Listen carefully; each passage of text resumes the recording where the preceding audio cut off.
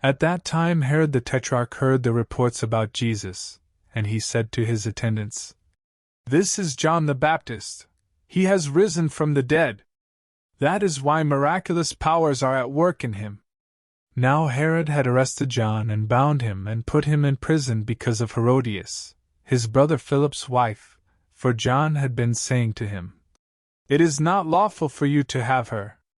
Herod wanted to kill John, but he was afraid of the people, because they considered John a prophet.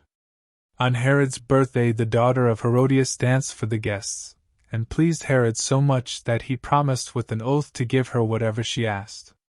Prompted by her mother, she said, "Give me here on a platter the head of John the Baptist."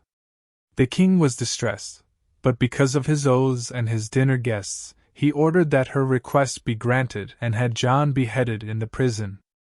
His head was brought in on a platter and given to the girl, who carried it to her mother. John's disciples came and took his body and buried it.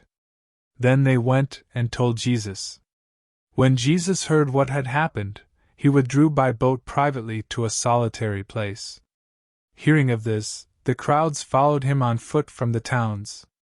When Jesus landed and saw a large crowd, he had compassion on them and healed their sick. As evening approached, the disciples came to him and said, "This is a remote place, and it's already getting late. Send the crowds away, so they can go to the villages and buy themselves some food." Jesus replied, "They do not need to go away. You give them something to eat." "We have here only 5 loaves of bread and 2 fish. They answered. "Bring them here to me," he said. And he directed the people to sit down on the grass. Taking the 5 loaves and the 2 fish and looking up to heaven, he gave thanks and broke the loaves. Then he gave them to the disciples, and the disciples gave them to the people. They all ate and were satisfied, and the disciples picked up 12 basketfuls of broken pieces that were left over.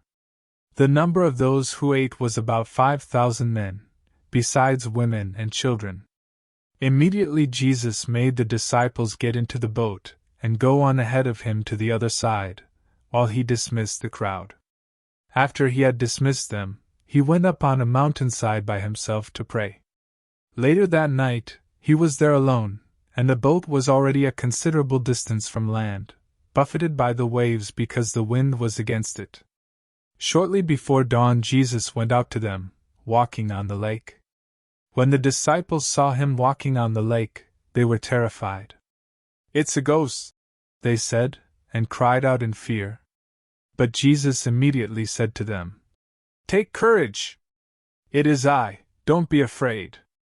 "Lord, if it's you," Peter replied, "tell me to come to you on the water." "Come," he said. Then Peter got down out of the boat, walked on the water and came toward Jesus. But when he saw the wind, he was afraid and, beginning to sink, cried out, "Lord, save me!" Immediately Jesus reached out his hand and caught him. "You have little faith," he said.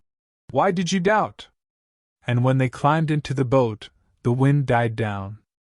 Then those who were in the boat worshipped him, saying, "Truly you are the Son of God." When they had crossed over, they landed at Gennesaret. And when the men of that place recognized Jesus, they sent word to all the surrounding country. People brought all their sick to him and begged him to let the sick just touch the edge of his cloak, and all who touched it were healed.